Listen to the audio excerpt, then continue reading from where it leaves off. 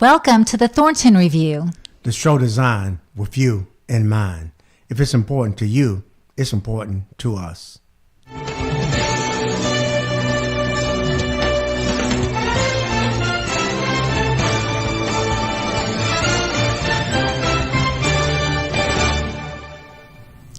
Thank you for tuning in.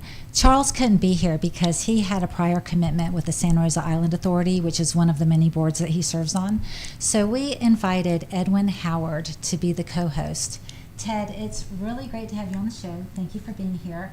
Please introduce yourself. Absolutely. Thank you so much for having me. So my name is Edwin Howard. My friends call me Ted. And I was born and raised here in Escambia County. I went to Tate, and then I went to UWF, FSU, and then Stetson University College of Law. I was in the Navy for a few years active duty, and then about 29 years active in reserve total. So I served in the Navy. I was an intelligence officer, served overseas extensively, and then also served, of course, being in the Navy, I served afloat. And then had the good fortune to be assigned back here to Pensacola. And at that point, my wife and I had two small children, so decided to go ahead and leave active service here. And I got a job into the field of training for the Navy. So we do primarily intelligence training, things of that nature, information warfare training. So I do that. We develop training. Also, we provide training in some other places. And so I do those things. And then also I am also an attorney. And I do pro bono law, Coast Guard suspension and revocation, and also Department of Veterans Affairs appeals. So when a veteran has an appeal has a case or a claim that's denied, an attorney can assist him or her. And so I find that to be very rewarding work. So I handle some cases every now and then in a pro bono capacity for that. So I'm very glad to be here. Certainly appreciate the invitation. Look forward to the discussion. Wow, sounds like you're very busy. Sounds like you've had a great career. Yes, Congratulations on your family. Thank you. So, well, thank you for tuning in. We wanted to know if there's organized help that's already in place and how the community can be involved if there's ever a disaster. So we invited Kelly Banks, Disaster Program Manager of the American Red Cross of Pensacola. But first we're going to take a commercial break, and when we come back, we're going to begin our discussion with Kelly about disaster preparedness and how the Red Cross gets help to those in need.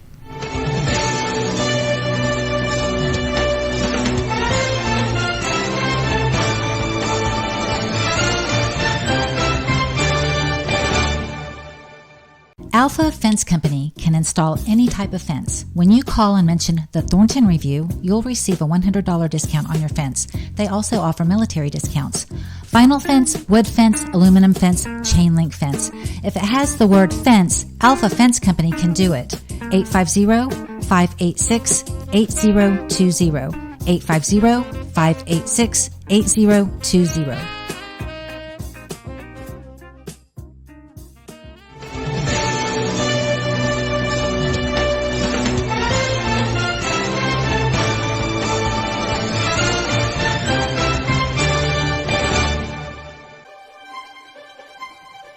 There is no government-funded program that can guide a man's thoughts. Only God can do that.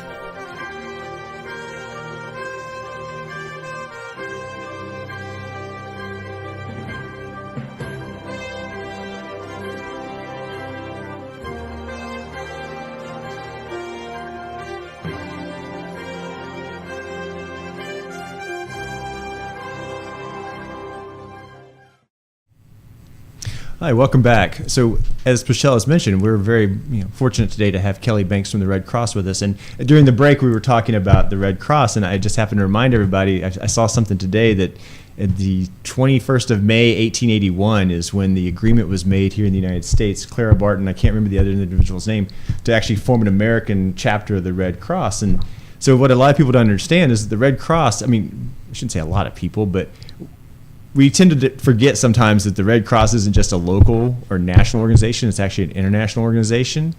It's a movement that began actually, I think, around 1859. There was a battle in Italy, I think Battle of Sorafino or something of that nature. And what happened was there was no one to provide care for the hundreds, if not thousands, of men who were wounded in the battle. And there was this movement we need to inject humanity into conflict and disaster. And that's where the Red Cross began. And so the man who actually commenced it was Swiss. And that's why you see the Red Cross as it is. And so the Red Cross, ladies and gentlemen, is, as I understand, maybe I'm wrong here, but the only organization that is recognized in the Geneva and Hague Conventions So I was telling everybody during the break, I've been to Liberia, Bosnia, Afghanistan, all over the world, in many places where there's been violence or disaster. And the Red Cross is always there. And so even right now in Gaza, there's the Red Crescent, and then you have the Red Cross, and also you have an Israeli version of the Red Cross. It's the MDA. I can't pronounce it specifically, but they are one of the few organizations that can cross the lines and bring help and humanity to everybody who suffers, regardless. And so we're very fortunate today to have you with us, ma'am, to represent this organization. So thank you. Glad somebody knew that. Absolutely. So Kelly, welcome to the show. It's really great to have you. Please introduce yourself. Thank you for having me. So I'm the Disaster Program Manager for Northwest Florida. I manage 4 counties: Escambia, Santa Rosa, Okaloosa, and Walton County. We are part of a bigger region of 35 counties, all the way to Jacksonville and as far south as Gainesville. If you don't know, Florida has 67 counties, so we have 35 in our region. Wow. Okay. So that's half the state. Absolutely, absolutely, and a wide range, as you can imagine, east to west. So, how do you know if you're ready for a disaster? Well, first off, what kind of disasters do you help? You get volunteers and donations for disaster relief for the Red Cross, and when there's a disaster, what types of disasters do you help in? Sure. So as a national organization here in the United States, we prepare for all kinds of disasters. As you can imagine, in different parts of the country, there are different disasters you prepare for. Here in Florida, we prepare for hurricanes and for tornadoes, and now recently, over the last few years, wildfires, which were not normal, is now becoming a little bit more normal. Flooding Really? has been huge too. Yeah. So a few years ago, I want to say, when I was at the Emergency Operations Center, somebody had said out loud, our new normal is not normal. We don't know what the new normal is. Every year has been something new, and it's been bigger and just a lot more for us to take in. If you don't know, there's lots of conversations about tsunamis, in the Gulf of Mexico, and I'm just flabbergasted that that's even, something that we bring up here. Could possibly happen. Right. Scary too, right? Yeah. That's something else that we're preparing for. So a lot of the disasters that do happen, we're talking about weather-related disasters. They are called no-notice events and notice events. No-notice events would be the tornadoes that happen right away. We just don't have any notice that they're coming, right? Minutes notice. Versus a hurricane where we have several days notice to then prepare. So being prepared for all of those events is hard. It's hard to know that there's a tornado going on, and what do you need to do to prepare for that. I want to encourage everyone to talk to the kids. They practice all of that in schools. It's amazing what they know. They know to go into a room with no windows when there's a tornado that's coming. They know the apps that are on the phones. I mean, they really are amazing. But we need to prepare for both notice and no notice events. Exactly. Okay. So how do you know if you're prepared? So one of the biggest things is to make sure that in your county there are disaster preparedness guides that are available, and they recognize that there are several disasters that you need to prepare for. It's not just hurricane based. Everything that you can imagine is in these guides. Here in Escambia County, I believe the guide is about 50 pages. So that's a lot of information that's in there that can help you get prepared. Education is the biggest thing. It is the biggest thing. You have to know which zone you live in at the very least, because when they tell you that zone 1 is evacuating, evacuate. There's a reason why they're telling you. They're telling you because they've been talking to the weather people to know, hey, you need to get out of there. And if there are evacuations, there then will be a shelter that is open. So knowing your zone is very, very good. If you decide that you're going to shelter in place, you better be ready to stay in place for 7 days. In the past, it used to be 3 days. The counties are now saying, be prepared to stay for 7 days because we're overpopulated. When trees are down and infrastructure is down, we can't safely get to the folks any longer. And so it's taking a little bit longer. And that's our reality. That makes sense. So you'd want water, you'd want batteries and flashlights, maybe a battery-powered radio. A grill would be fantastic. Yeah, right. Just even for cooking, some of the basic things. And then know that help is on the way. Help is definitely on the way. There are resources that are out there. Be Ready Escambia County, redcross.org, very great FloridaDisaster.org. Yes, FloridaDisaster.org covers all of the state of Florida, but that's also the state of Florida resources that are available. The governor is very good to make sure all the information is out there for everyone to know how to reach everybody else even. Reunification, even though that is not prevalent now, it still is a thing. We have had disasters where folks have called and said, hey, I can't reach my father. How can I get hold of him? Hurricane Ian, that happened several times, where because of the connections that we have within the Red Cross, we can make the phone calls and literally go knock on the door and say, somebody's looking for you. Can we get the message through? Right. And you don't think about it. My 85-year-old father has a flip phone. He doesn't have access to a lot of information, so if the cable went out, he doesn't have it, right? He doesn't have a radio on hand. So think about an AM, FM radio. Emergency radio is key if you're thinking that you're going to shelter in place so that you can get the information. So it's my understanding that the Red Cross relies on volunteers and donations. How do we get the community involved? If someone in our community wanted to be involved and help with either physically volunteering or donations, what is best? Is money best? Is canned food best? Is, what do people need? Diapers, blankets? So this is a very hard conversation because I know that a lot of people in the goodness of their heart is trying to do what they can do at that time, right? And so, sometimes that means a can of food. And if that's all that they can do, then that's all they can do. So we want to recognize that. The best way, though, is monetary. What it takes logistically to get stuff is hard. It costs a lot more money to move things around. So the disaster that's happening right now in Tallahassee, from 10 days ago, we could collect things here, but then how are we going to get it to the next place? And what does that cost? That's true, yeah. And so instead of incurring that cost to move the stuff, why don't we use those funds to actually give it to the That makes clients? sense. That's a good reason. It really, really is. And there are organizations out there that this is what their expertise is, right? Waterfront Rescue Mission is fantastic. Making donations to them, they in turn give vouchers to the clients that need stuff from their stores. And it'll be the things that they need, right? And the sizes that they need. Right. Not my grandmother's 1950s, suit. That is beautiful, Right, probably not but- necessary. Yeah.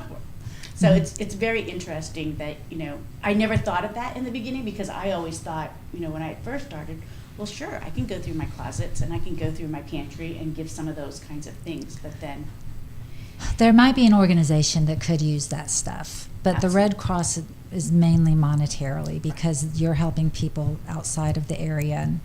right. So if someone wanted to physically sign up to volunteer and become a Red Cross volunteer, how would they do that? Oh, we would love to have that happen.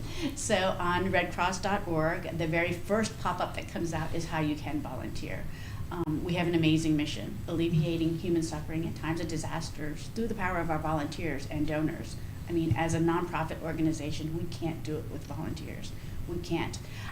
We are about 100 strong in these 4 counties, and by 100 strong, that's 100 volunteers.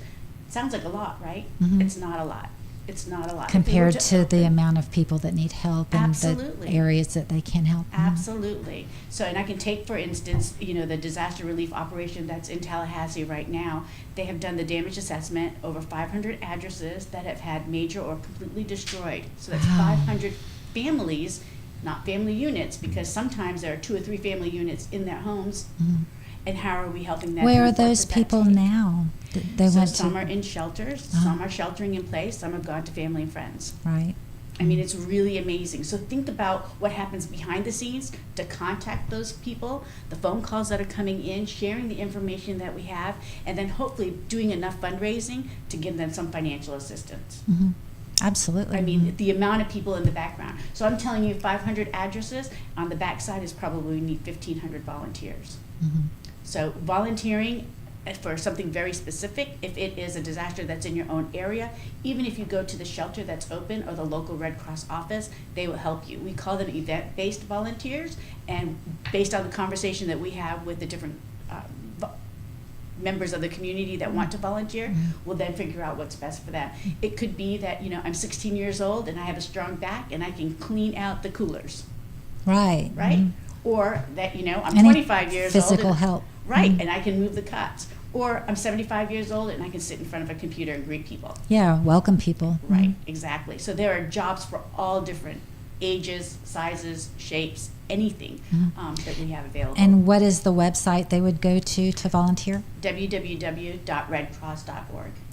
www.redcross.org. Correct. That's a pretty easy website. It is a very easy website. And then if you have any questions, 1-800-RED Cross is the way to get some answers on the phone. Wow, 1-800-RED Cross. Awesome. All very easy. Yeah. But it is a great organization. I mean, I've been here for almost 10 years, and the mission just gets to my heart, and I think that most of the people that we work with. So you have quite a background. You've spent a lot of time in Boston. And you did a lot of work to prepare you for the Red Cross. Can you tell us about some of the work you did in Boston? That's very interesting. Absolutely. So the biggest thing in Boston in the 80s was, HIV/AIDS was a big topic of conversation. But a lot of the conversation did not include the different communities that were in Boston.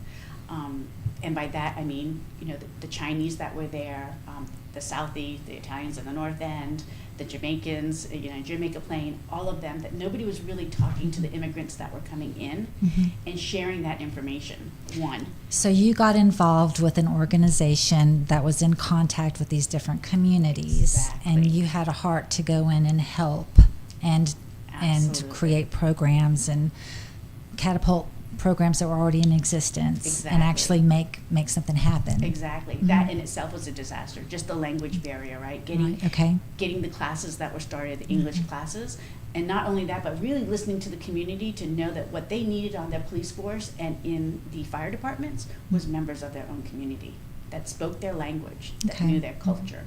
Things that a lot of times were not talked about out loud. We were making sure that they were brought to the table. And that was when Mayor Menino was the mayor then, and was very open to listening to what the other cultures were saying and the other communities. So you're helping people get jobs. You're helping them get jobs. Absolutely. And do you vet people like for moral and ethical and? So not back then. I think that back then it was all in the goodness of everybody's hearts, right? They needed help, and so you're helping them, and they wanted a job, and so you got them a job. You helped and them. we worked a lot with As long as they had a work ethic. young people were the interpreters. The teenagers Okay. were the interpreters. Wow. So we were making sure that they were job ready, that they were getting the leadership skills, including even a driver's license. Yeah. Things that you didn't think about. Of course, who wants to drive in Boston today? But Right. it was key for a lot of those kids to be able to move around, in their own communities. So it was really, yeah. Was it culture shock when you came to Pensacola? goodness. Did you come straight to Pensacola I from did. Boston? I did. Okay, major culture shock, I'm sure. Yes. What did you think? East Milton. Oh, as a matter of okay. fact. That's even more of a culture shock. That's a culture shock for some people who grew up in Pensacola. But Right. But I'm sure it was good, a positive Oh, it experience. absolutely was. So we knew that But this is where we probably wanted to more raise. slower paced and more spread out. No Dunkin' Donuts at the time. Okay. Fresh coffee, Italian Really? coffee, Did not know that. pasta. We've Are come you a long coffee way. drinker? Well, I was back then. but Okay. That was because Dunkin' Donuts. Of course. So it's interesting what you just mentioned about the relocation, or I guess you would. I'm trying to remember what the actual term is. Reunification of families, because that was actually something that Red Cross is very famous for.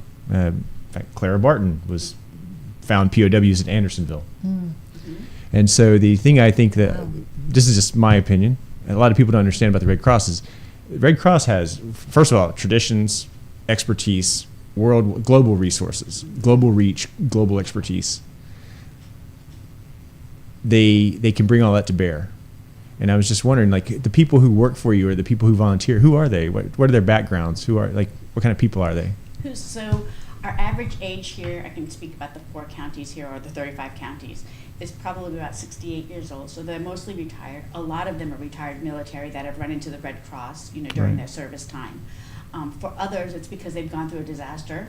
Many of them, like from Hurricane Katrina, as a matter of fact, that have then moved here, to get away from New Orleans. That makes sense because they've seen it. They saw what happened to them. They want to help others who are going through the same thing. That makes so much sense. Exactly. And they have their own expertise that they bring to the table, of what Right. worked and what didn't work. I mean, very Absolutely. quickly, right? Is that they were able to train us is what it comes down to. And training is key. I mean, as one Red Cross, we are all on the same page about what the training is. So I could be here in Pensacola and trained to be a shelter worker, and go to California and work the shelter and have the same job Right.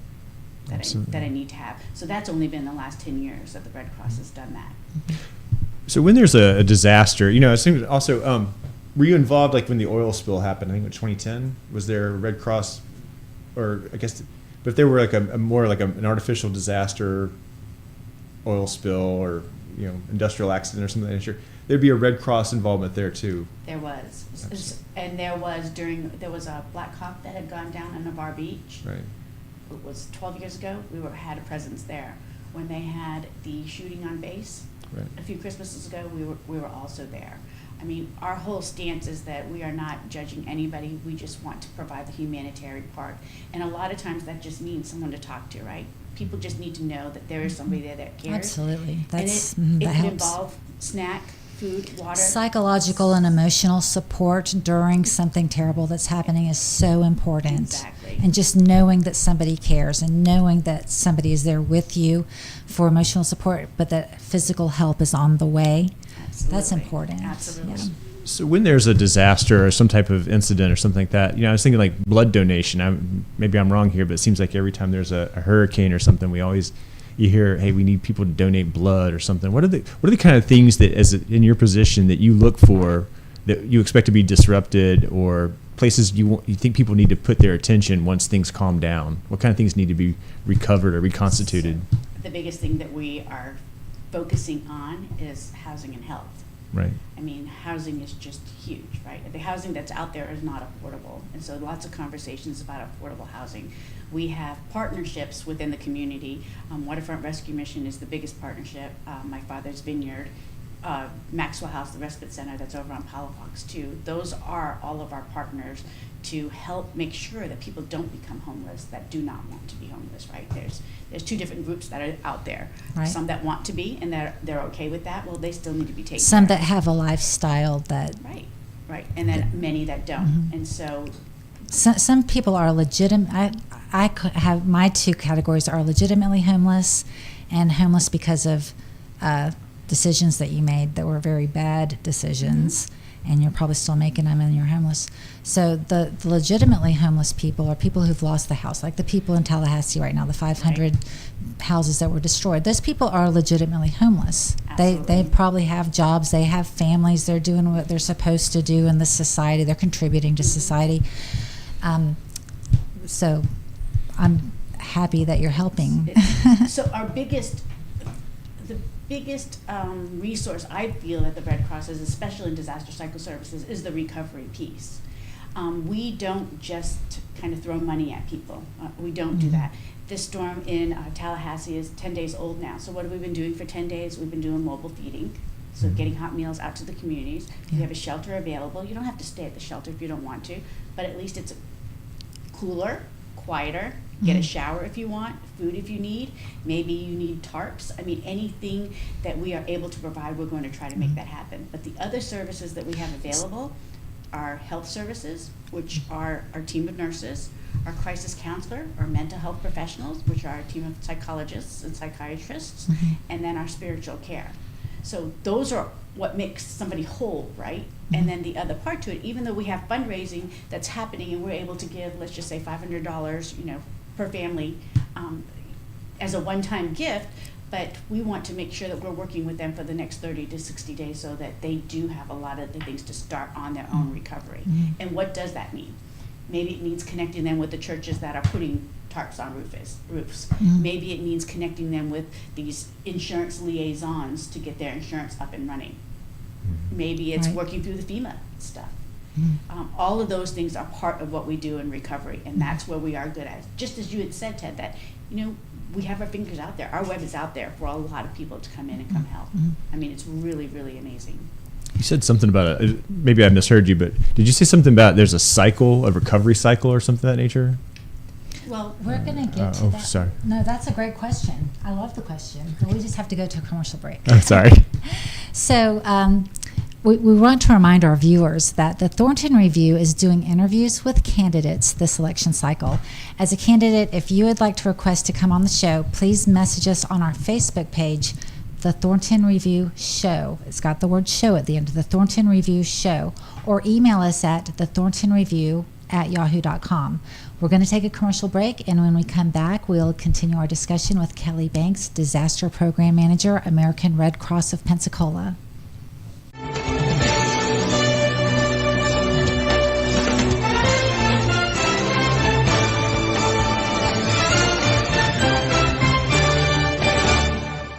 Alpha Fence Company can install any type of fence. When you call and mention the Thornton Review, you'll receive a $100 discount on your fence. They also offer military discounts. Vinyl fence, wood fence, aluminum fence, chain link fence. If it has the word fence, Alpha Fence Company can do it. 850-586-8020. 850-586-8020.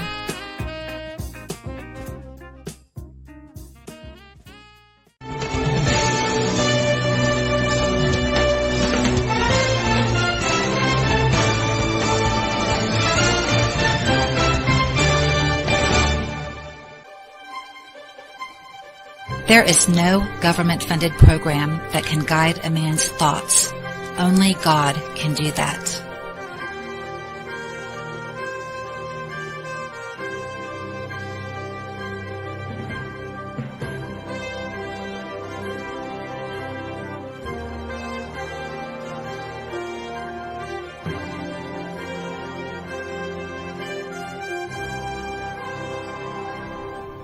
Welcome back, ladies and gentlemen. We're here again with Kelly Banks of the Red Cross, discussing disaster readiness and preparedness. And so during the break, we were discussing just a little bit about some of the more common types of disasters that strike our area. And also, just like any other trauma, recovery is always a process. It's not a sudden or just like a one-and-done type deal.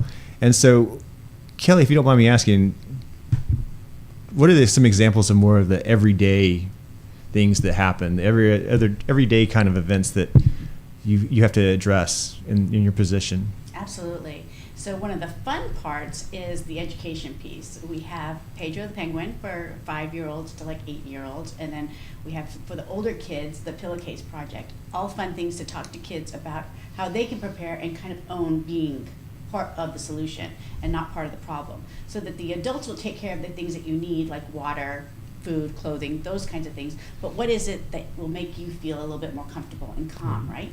Because if the kids are calm, everybody else can be a little bit more calmer. Mm-hmm. And then one of the other things that we teach them is actually hands-only CPR training, which is really fun. It's fun to talk to 5-year-olds to say, hey, listen, you can do this. You have the ability to do this, and there's nothing to stop you. We are finding that there are many generations in homes, so kids are being raised by their grandparents and vice versa. So then we're teaching 85-year-olds how to do hands-only CPR training on babies and toddlers. Right. Wow, and letting them know that this is okay to break. Right. We can fix this. Right. We can't fix underneath it if that breaks. Right. So it's just some real good conversations, and like I said, 5-year-olds are amazing. They'll find a book to put on somebody's chest and you to jump up and down. That's better than doing nothing. Yeah. Wow. So that's the fun part of my job, right? And just kind of teaching them and empowering them that they have the ability to do that. The other part that we do is we have lots of great partnerships with the fire departments. We get called out whenever there is a fire and a family has been displaced. That in itself is another disaster. That's a localized disaster. Right.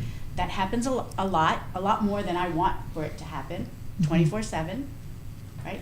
Sure, you never know when the fire's going to break out. Exactly. It can anytime, any day. It So doesn't matter. imagine being a volunteer and you get the call at 2 o'clock in the morning that there's been a fire, Mm-hmm. right? The last thing that we want to do is get to a home and find out that they don't have working smoke alarms and that there has been a fatality from that. That's the hardest call to go on, right? Because we, the Red Cross, actually have a partnership with Kitty and some other vendors that then provide smoke alarms. 10-year lithium battery, free smoke alarms that we can install in your home. Since July 1st of 2023, the city of Pensacola, we work very closely with, has installed over 700 smoke alarms. They are out there every third Saturday installing the smoke alarms. Right. There's So- no reason not to have. So how do y'all know who needs smoke alarms? So a lot of times they'll call in. You can call into the local office. This is a national program. This is done across the country. Or again, call 1-800-RED-CROSS or go on redcross.org and put in your information. And that'll get to the local offices to make sure that they get installed. So if our viewers don't have smoke alarms or don't have working smoke alarms, a lot of people have smoke alarms in their house, but the batteries are dead or the batteries went dead and it was chirping, they took the batteries out. The smoke alarm is still there, but it's not going to work if there's a fire. Exactly. Because there's no battery in it or the Exactly. battery that's in it is dead. Right. So that needs to be fixed. Every single house in America, every single house in our community has to have a smoke alarm, more than one smoke alarm. I'd say however Every many room. smoke alarms is recommended per square footage. It's inside of every sleeping area. Inside of it, so every Inside of every bedroom, bedroom. really, And then where do you take a nap? on the couch in the living room. There you go. Or Do in you the do you floor. want one in the kitchen where you're No. gonna? Yeah. So our conversations with the homeowners is one to talk about a fire escape plan, right? Okay. And what does that mean? Again, First off, have a smoke alarm. Yes. That works. Yes, That's number one. absolutely. And then- And if then- you don't have one, call the Red Cross. I'm sorry to interrupt, but you can't express enough the importance of having a smoke alarm in your house that works. Yeah. You- And smoke And alarms if you are to don't have- save lives. Right. They're not to save stuff. It's to save lives. Uh-huh. Talk to the kids that are in your neighborhood, in your home. They'll tell you what you have to do. Mhm. They practice this at school constantly. Yep. But it is to save lives. If you have to see us because you've had a fire, that's not a good thing. Right. It's not a good thing. That We could be will help you prevented. with the recovery and then go through this kind of cycle that we were talking about a little earlier, right? You know, it's interesting. Just don't mind me saying this. So I just think of hearing you talk. If you are anywhere in the world and there's a disaster, first people, you know, even if you go say to Catholic Relief is probably going to push you over to the Red Cross because the Red Cross, once again, it's a movement, it's a network, it can cross boundaries, it's recognized in law. And so I'm just sitting here thinking, so in Florida we have water safety is a huge concern. The you know, drownings and sadly the number of children who cannot swim. Right. And so if you need water safety assistance or, you know, swim lessons, lifeguard training, CPR, you know, blood, heat casualties. Red Cross is the place, is a clearinghouse or whatever, I don't know what the right word would be, but is one place that catches everything and can get you to the right place. It can get you to help. And so I'm fascinated by that, the fact that you have this resource right here locally in this national and international network, and also you have them. You said you have an app as well. We do. So Red Cross has an emergency app. The emergency app is amazing. There's also basic first aid on there, but the emergency app will tell you when a disaster is coming to your area, Right. weather related, and then also let you know in close proximity which shelters are open and where you can get resource help, right? Get the resources for help. So if you don't mind me asking, now, when there's a disaster, be it say a fire, a house fire, or a hurricane, something of that nature, what is this process, this cycle, this trauma recovery or something? If you could talk a little bit about that. Absolutely. So we want to make sure that the clients themselves get kind of full recovery, right? That doesn't mean just their physical being. Right. I mean, there's a lot that happens, especially since COVID. Right. COVID is, I mean, when you have another disaster on top of that, has just put so many people just on the edge. And so how can we talk to them and how can we make sure that they're okay? Our team of professionals are amazing. They are amazing. And again, this is a national movement for us. We have folks from all over the country that are in Tallahassee doing these things.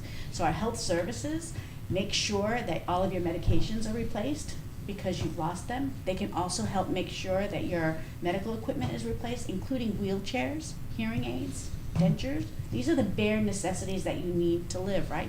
Glasses. All at no additional cost to the clients. It's what the nurses are going to help take care of. Our mental health folks, professionals, I mean, they're there to make sure that you can get to the next step. So they're not just having conversations, they're going to then make sure that you are handed off to the right people to get the help that you need, right? It is amazing. We don't have enough, especially with mental health. That is the first thing that the first resource that a lot of people need and want, or they don't know how to ask for, right? Because there's a stigma. Right. And so we try to use the word crisis counselors. They want to try to help figure out how to talk to you, how to get to the next step. Spiritual care, oh my goodness. We're not in this alone.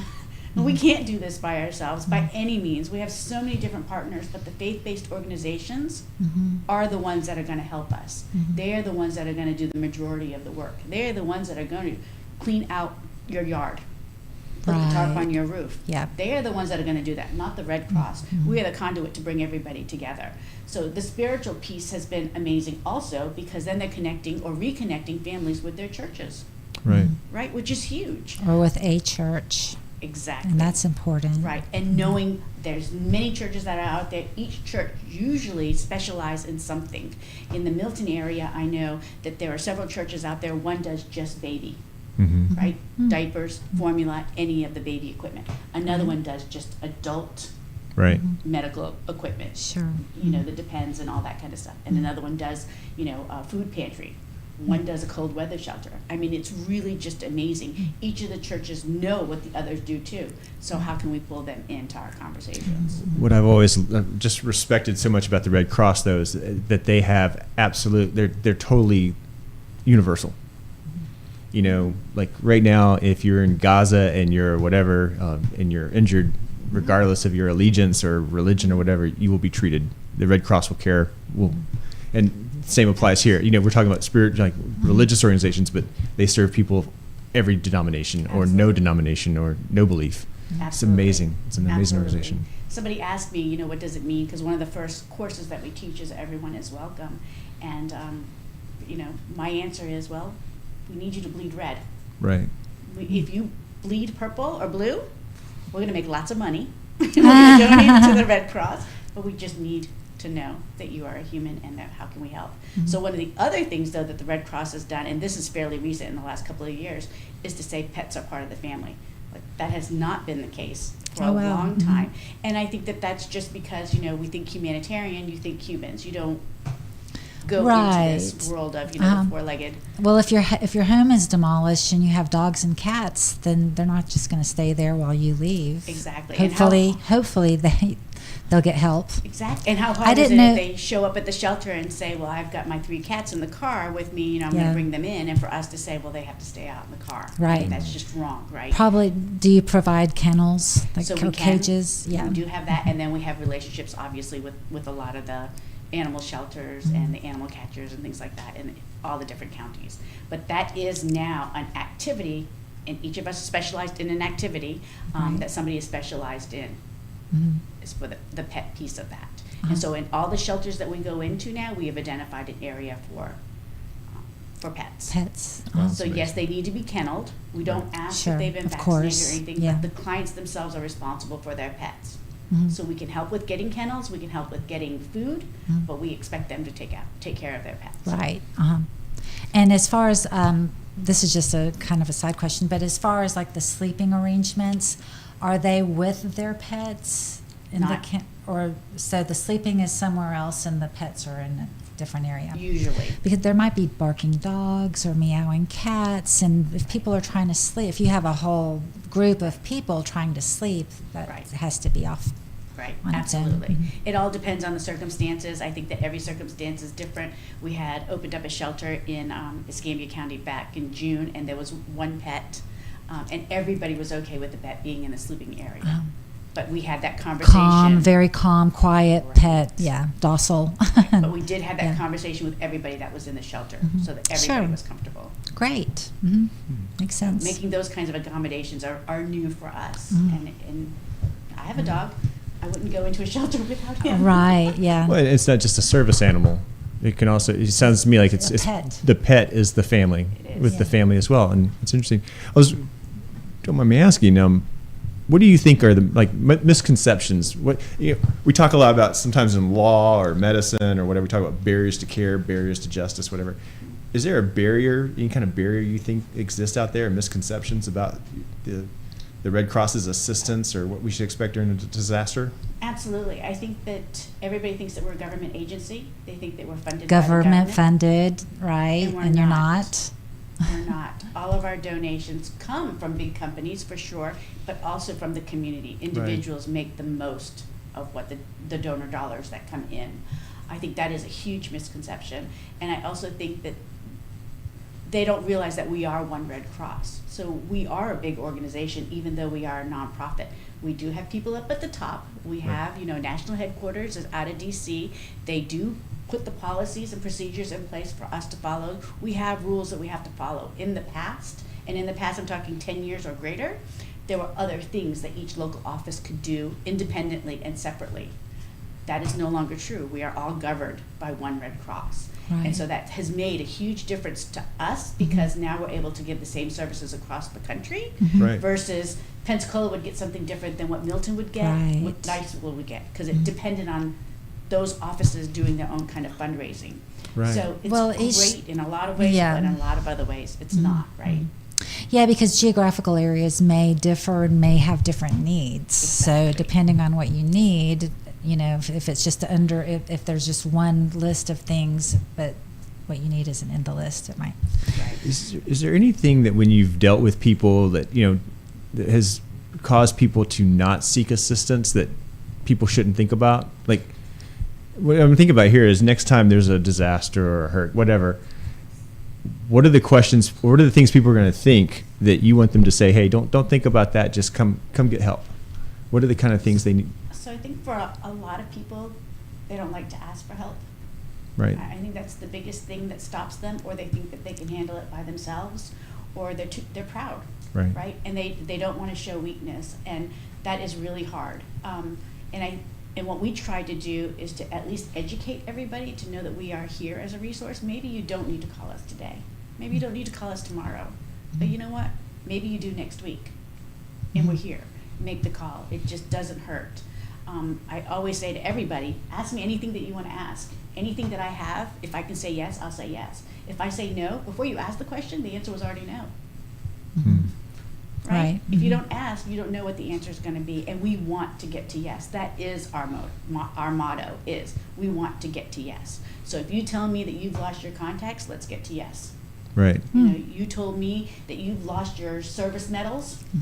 Let's get to yes. And that has to be because of a disaster, though. Right. Yeah. Right. Right. But you're not going to try to convert somebody or, you know, nothing like that. It's just you need help, come get help. Right. Right. Absolutely. Exactly. And we are the only organization that does do that nationally. Right. So what classifies it as a disaster? Like say one street in Pensacola flooded, and say 5 houses had 3 inches of water in them. Would that be classified as a disaster that they could get It help? would be a disaster for me if I was one of those houses. Right. Absolutely. Yeah. And that's how we need to look at it when they're localized like that. Okay. A lot of our partnerships are with the county. I wouldn't, to be honest, move forward unless I had a conversation with the emergency manager or the public safety Okay. director to make sure that we're all on the same page, because we don't want to just help that one community, right? We want to make sure that everybody is helped, and how do we make that happen? So the very first thing that happens is that we have those conversations. We decide whether we need to open up a shelter or can we help these individuals separately and differently, and what does that mean?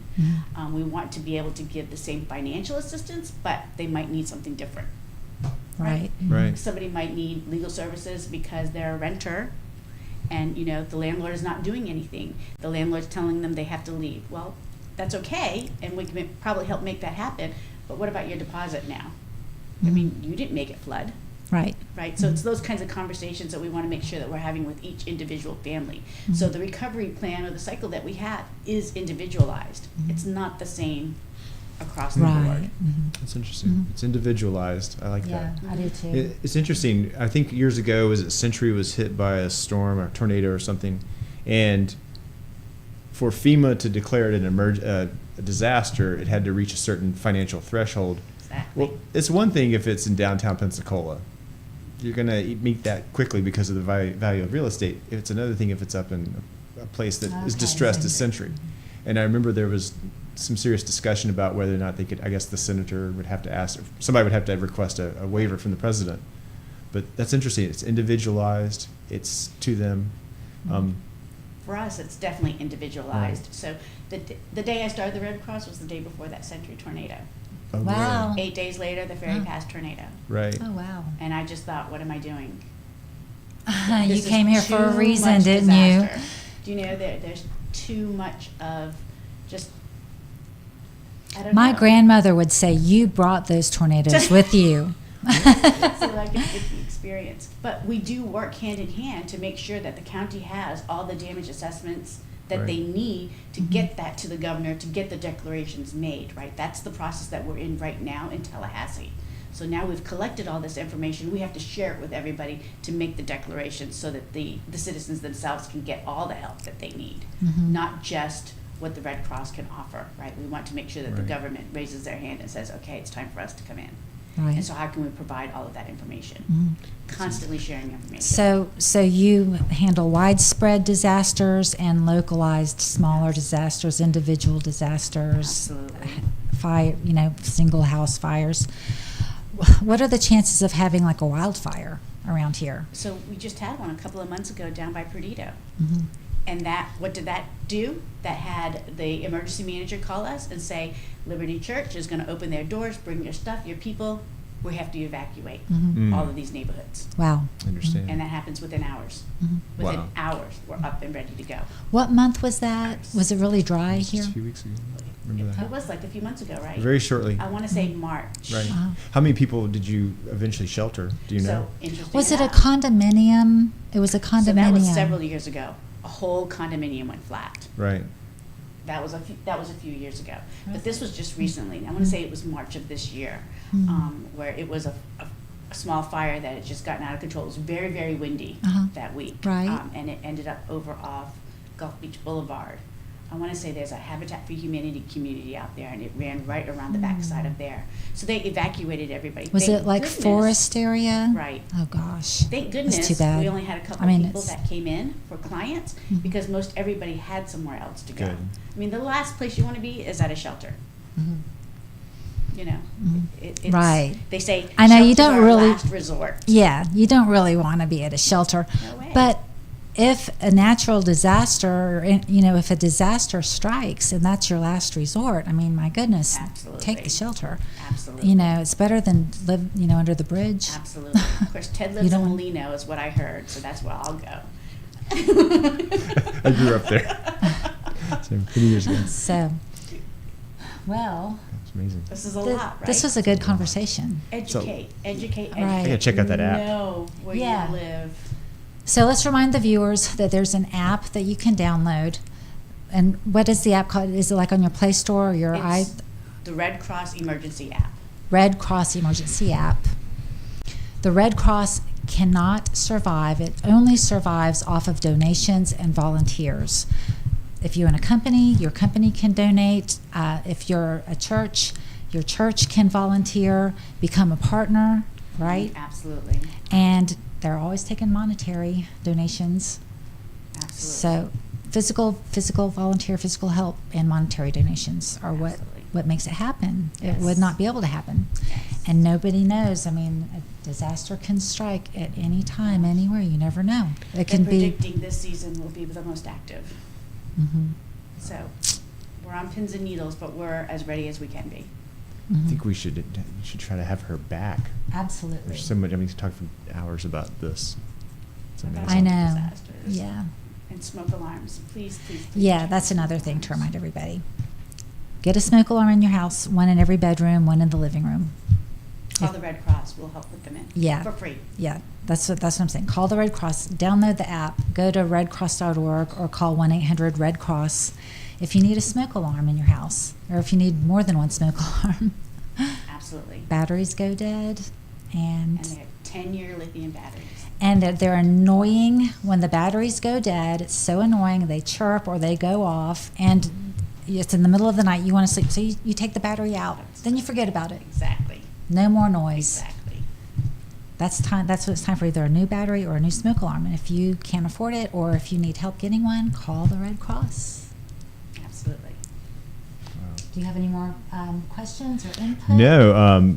So the website I got to check out as well. I mean, I'm so impressed with everything. I mean, what I saw overseas, but also just what I've seen here in the past hour or so. My confidence in the Red Cross is well founded. And I appreciate what you do. Thank you so much Yeah. for everything you do and your team did. Over and visit. Absolutely. Yeah. Where are you located? We're in Ellison Park off Okay. Davis Highway. Okay. Understand? That's a good point. So you're local. You Yes. live. Okay, you live in Pensacola. Red Cross is on Facebook and Instagram? Yes. Okay, that's easy. North Florida Red Cross. Yes, ma'am. So it was very nice to have you on the show. Thank you Thank for you. having me. Appreciate so you much. coming on, and I appreciate your patience with us getting started. I really appreciate you. I coming thank on you as for a having guest me. host. Appreciate it. It was a lot It's of a fun. real honor. And Yeah. certainly learned a lot watching you, and I certainly appreciate your time today. And we learned something from you. Which Absolutely. I'm going to have to go home and Google now so that I'm aware. I learned from Ted every time. I'm a- I learned a lot from you. I appreciate A it. font of useless knowledge. So yeah. Well, Charles couldn't be on the show because he's on so many boards. He's as busy as everybody else. But the Thornton Review is on the air to provide public service awareness and intellectual infrastructure to our community. You can watch our program on our newest outlet, Pensacola Urban Network, Praise TV on WBQP 12.1 and 12.8, and you can watch us on Praise TV on Roku Television Network or download Praise TV on Google Play Store. This show is made possible by Ida Gates Godly Teas LLC, Alpha Fence Company, our guest Kelly Banks, from the Disaster Relief from the Red Cross. We want to thank you for coming on the show. We want to thank Ted Edwin Howard Thank you. for coming on the show. And we want to thank our viewers for watching this episode of the Thornton Review. Bye-bye. Hi, I'm Pam Childers. I'm the elected clerk and comptroller, and I invite you to watch the Thornton Review for current information. It's best to stay informed, and you can do that at Thornton Review.